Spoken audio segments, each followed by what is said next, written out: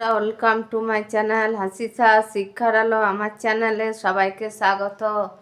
আজকে আমি তোমাদের মাধ্যমিক পরীক্ষার প্রস্তুতির জন্য দেখো ইতিহাসের চ্যাপ্টার থেকে লেখাচ্ছি বড় প্রশ্ন, বিদ্যাসাগরের অবদান।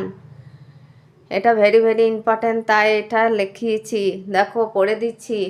ঊনবিংশ বিদ্যাসাগরের অবদান পয়েন্ট দিয়ে দিয়ে লিখতে পারলে ভালো। ঊনবিংশ শতকের অন্য এক বিরাট পণ্ডিত ও সংস্কারক ছিলেন ঈশ্বরচন্দ্র বিদ্যাসাগর।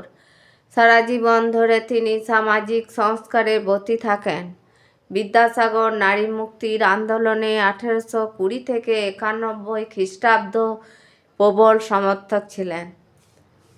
হিন্দু বিধবাদের অসহনীয় দুঃখ কষ্ট, তাদের উপর পরিবার ও সমাজের অহেতুক নির্যাতন ঈশ্বরচন্দ্র বিদ্যাসাগরকে গভীরভাবে ব্যথিত করেছিল। বিধবাদের মুক্তির জন্য তিনি আমরণ সংগ্রাম চালিয়ে যান।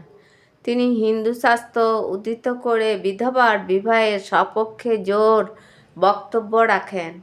তিনি বহু বিবাহ, বাল্য বিবাহ প্রভৃতি কুসংস্কারের বিরুদ্ধে প্রবল জনমত গড়ে তোলেন। 1856 খ্রিস্টাব্দে 7ই ডিসেম্বর কলকাতায় উচ্চবর্ণের এক পরিবারের বিদ্যাসাগরের তত্ত্বাবধানে প্রথম বিধবা বিবাহ অনুষ্ঠিত হয়। 1850 খ্রিস্টাব্দে বিদ্যাসাগর বাল্যবিবাহের বিরুদ্ধে জোর প্রচার শুরু করেন এবং 1856 খ্রিস্টাব্দে প্রায় 50,000 মানুষের স্বাক্ষর সম্মিলিত আবেদন পত্র সরকারের কাছে পেশ করেন। নারী শিক্ষা বিস্তারের ব্যাপারেও তার চেষ্টা ত্রুটি ছিল না।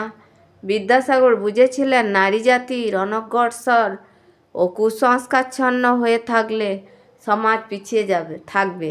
স্ত্রী শিক্ষার বিস্তারের ক্ষেত্রে বিদ্যাসাগর রামগোপাল ঘোষ, রাধাকান্ত দেব প্রমুখ ব্যক্তিদের সাহায্য ও সহযোগিতা পান।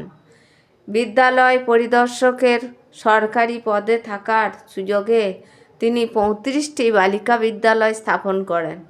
এক্ষেত্রে তাঁর উল্লেখযোগ্য কৃতিত্ব হল 1849 সালে বেথুন সাহেবের সহযোগিতায় হিন্দু ফিমেল স্কুল স্থাপন করেন। হ্যালো বন্ধুরা, ভালো লাগলে লাইক করো, কমেন্ট করো, বন্ধুদের সাথে শেয়ার করো, আর এটা ভালো করে খাতায় নোট করো আর মুখস্থ করো। ছোট করে লিখলে ভালো, বড় করার দরকার নেই। আর নতুন কেউ থাকলে সাবস্ক্রাইব করো।